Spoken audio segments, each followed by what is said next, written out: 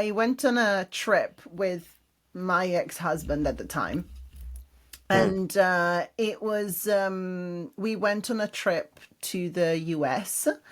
And as part of this trip, we visited Monument Valley. I don't know if you're familiar with the No, I place. It's a don't know it. beautiful place in southern Utah.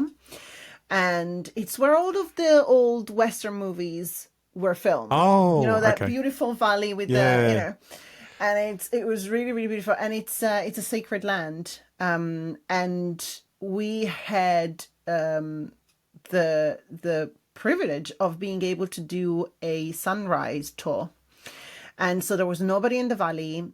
With a Navajo guide, we did that. And I had the amazing, as I said, privilege, because I can only describe it as that, really, of sitting in this beautiful point of the valley, which is called John Ford Point. So you can go on the edge of this rock, and the whole valley sort of like unfolds in front of you.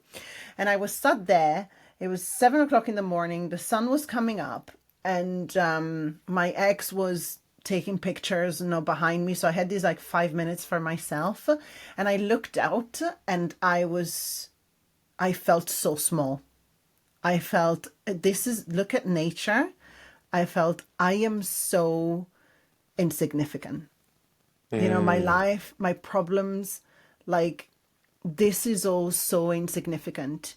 I am not, it doesn't mean anything. Whatever it is that I'm going through now, look at this. The power of such a sacred land, such a spiritual place. And I started weeping. So I cried my eyes out. I was overwhelmed with emotion. And then I thought, I'm not happy.